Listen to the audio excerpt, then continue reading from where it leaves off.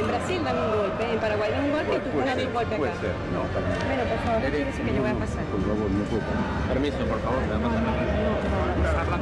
Cuidado con la canciller. Cuidado con la canciller. Es una dama. Derechos de la mujer. Fuera se respeta. Bien, ahora exigimos la bandera aquí, protocolo, por favor. ¿Podemos mandar a buscar una afuera? Una bandera, sí, vamos a buscar una bandera de Venezuela. La Secretaría del Mercosur se le pidió el acta, la versión del acta que está circulando para firmar y Argentina dice que no sabe dónde está el acta, que están viendo dónde está.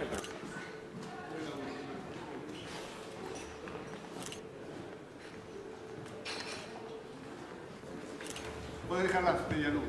Sí, sí, las medialunas pueden quedar. Bueno, ¿una copa de agua también? ¿Vamos? Sí, agua también. Sí, sí, por supuesto.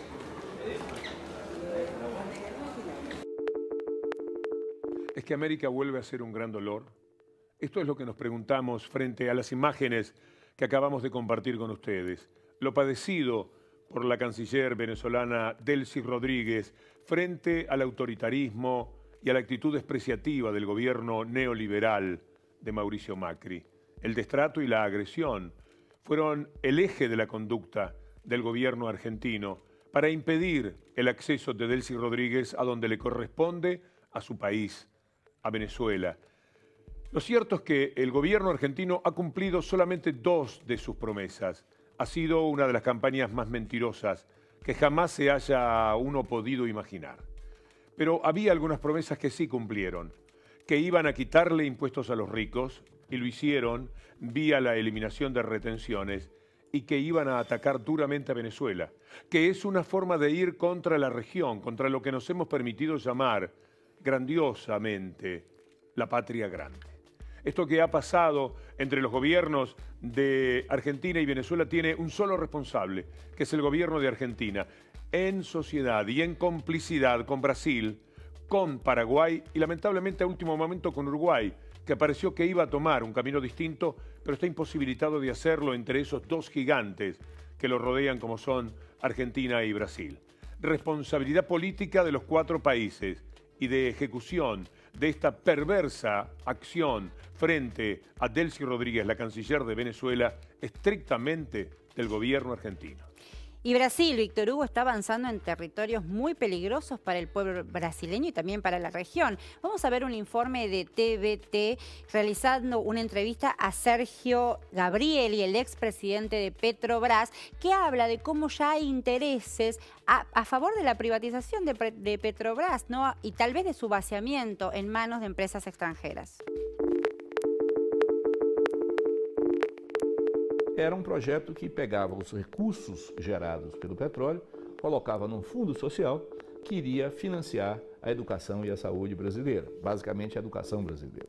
Isso está sendo desmontado agora, e ao desmontar isso, tirando a Petrobras da operação, reduzindo o tamanho da Petrobras e mudando o regime de partilha, você vai voltar ao sistema antigo e com isso você vai dispersar as atividades e você vai aumentar a parcela da renda petroleira que vai ficar na mão das empresas. E, portanto, eu vejo isso do ponto de vista nacional como um crime de lesa pátria. A estratégia é fatiar para vender por pedaço.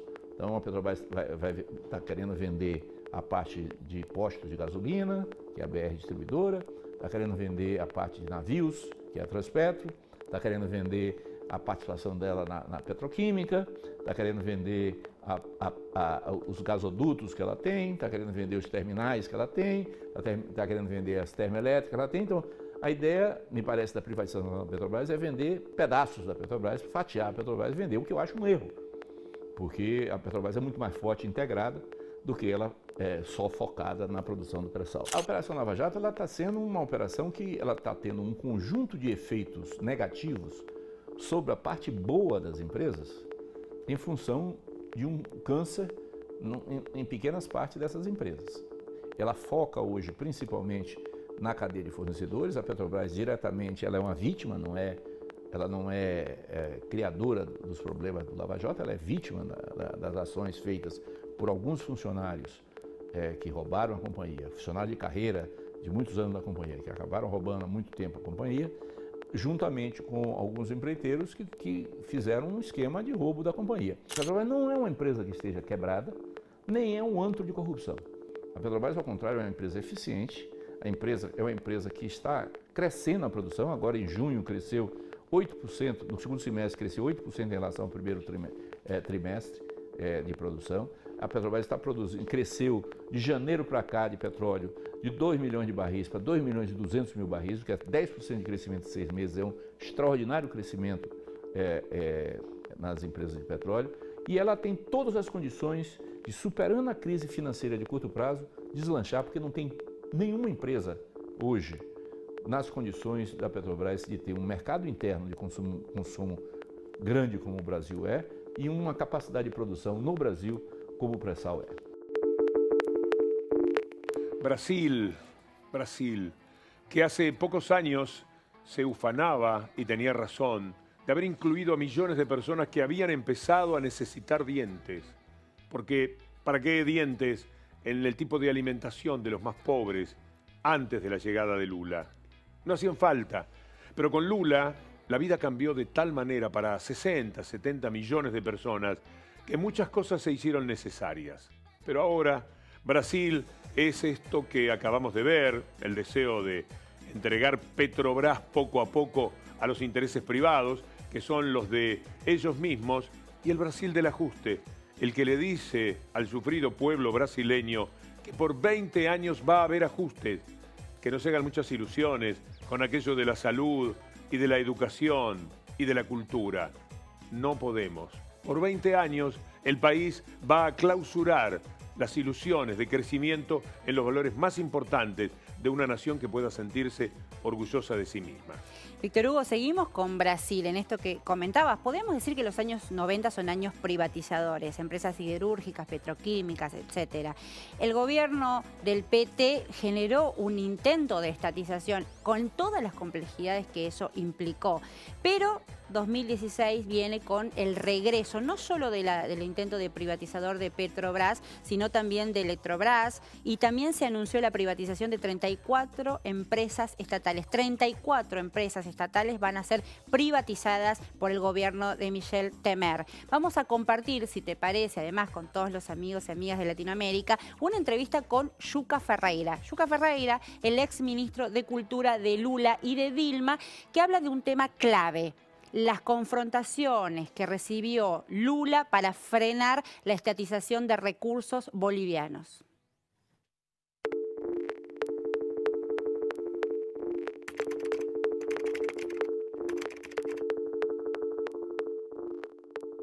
O maior avanço social e democrático que o Brasil já teve foi no governo do PT. Hoje tem mais negros estudando nas universidades brasileiras do que em toda a história do Brasil. Então houve uma abertura. As mulheres conquistaram direitos enormes no período Lula. A juventude, houve uma assimilação institucional no governo PT de demandas sociais históricas.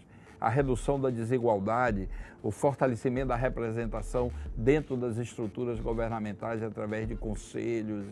É muito grande. Esse é um território vasto, essa das conquistas e da consolidação. Isso vai dar trabalho para eles desmontarem, porque não vai ser fácil. 53 milhões de pessoas. As Nações Unidas reconhecem que foi o maior programa já desenvolvido no mundo de redução de desigualdade.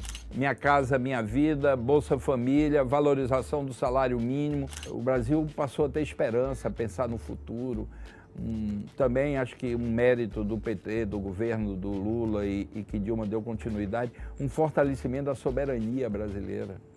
O Brasil começou a se mexer de forma independente no plano internacional. Eu me lembro quando o presidente Evo Morales, da Bolívia, nacionalizou o petróleo, a elite paulista e seus jornais pediam que Lula concentrasse tropa na fronteira para chantagear a Bolívia e impedir. E Lula disse não.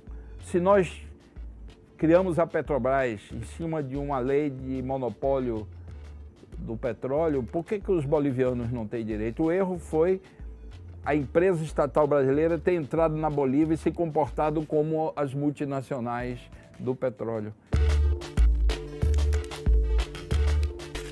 Es impresionante esta historia que cuenta Yuka Ferreira. No la conocía. Es formidable saberlo. La información siempre es nuestro capital.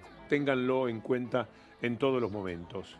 Bolivia pudo haber padecido una especie de ataque de Brasil porque hacía valer su sentido soberano, que es lo que ha caracterizado al muy buen gobierno de Evo Morales.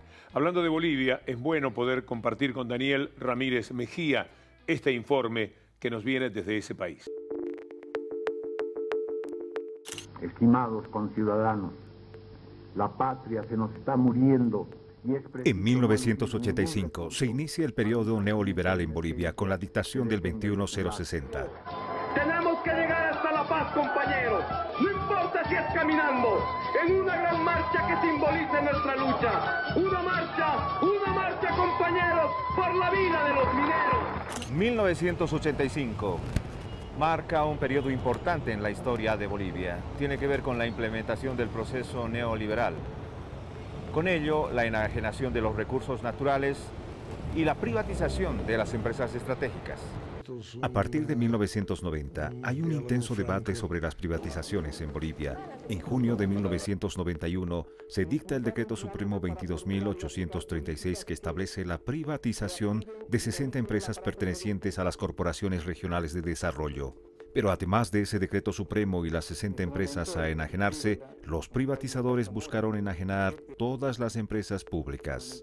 Por ello, en la primera ola de privatizaciones, sus impulsores se concentraron en la privatización de las empresas departamentales. Lo que significó agudizar una crisis muy profundamente y al mismo tiempo habilitar la presencia de grandes transnacionales en energía, en petróleo, en transporte, en telecomunicaciones, quedando el país prácticamente sin la posibilidad de generar una potencialidad al respecto. En agosto de 1991, la Embajada de Estados Unidos sostiene que la ley de privatizaciones debe ser aprobada urgentemente y contemplar 157 empresas públicas, 76 del gobierno central y de Fuerzas Armadas, 62 de corporaciones de desarrollo, 19 de prefecturas y municipios. El Banco Mundial consideraba imprescindible la privatización de 87 empresas estatales, entre ellas Comibol y EPFB, Entel y ENFE.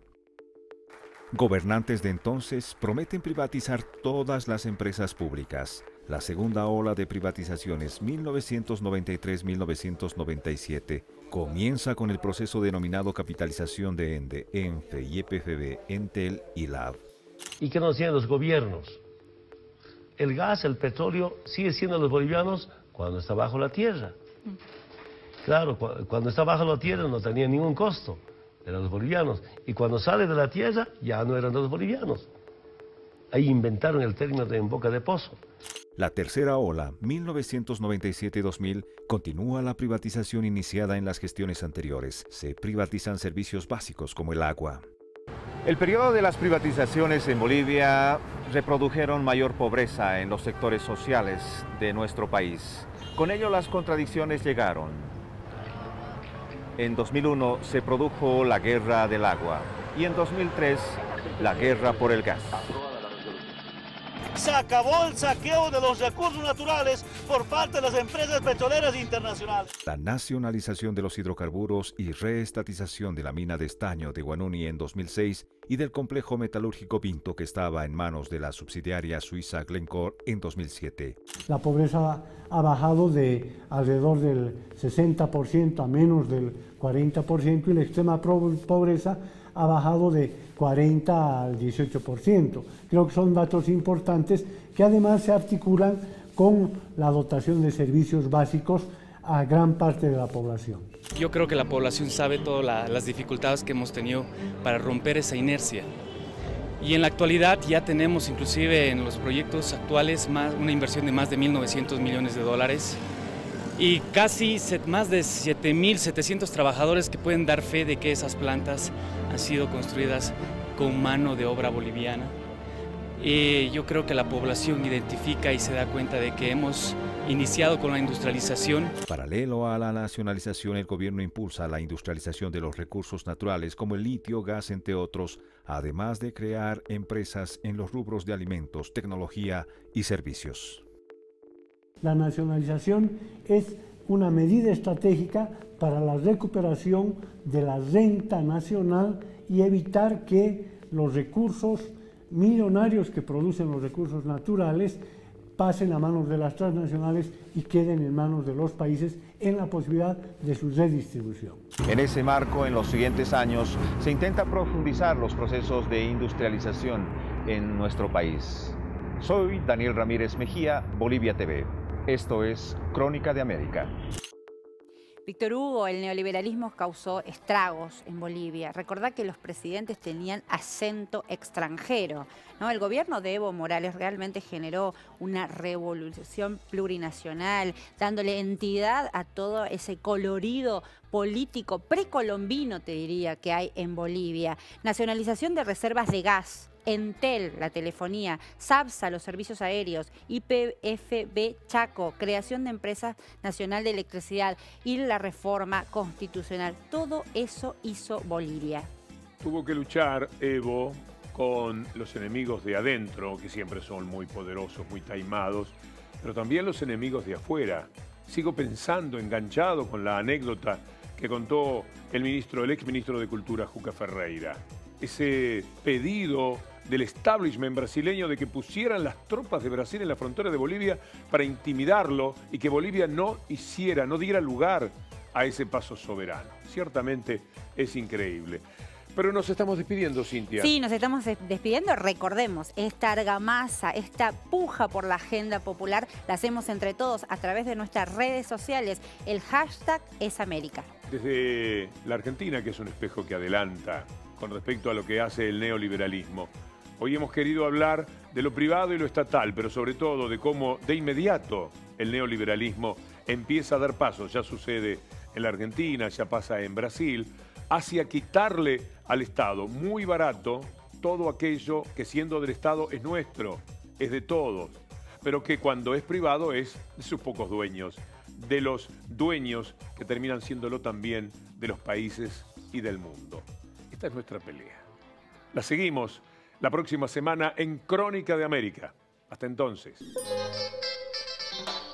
Necesitamos la bandera para la liberación. No queremos más que España nos domine, no señor. Empezó en el siglo XV, 1492. Querían llegar a las Indias y la brújula falló. Chocaron un continente y el primero fue Colón. Impusieron su bandera y un virrey nos gobernó. Tengamos una bandera, llevémosla en el corazón. Venzamos a los realistas, detengamos la invasión. Ahora España tambalea, la invadió otro emperador. Metió preso al rey Fernando, muchas gracias Napoleón. Unos criollos muy valientes aprovechan la ocasión, quieren ser independientes, luchan con el corazón. Fuera Capitán Rey.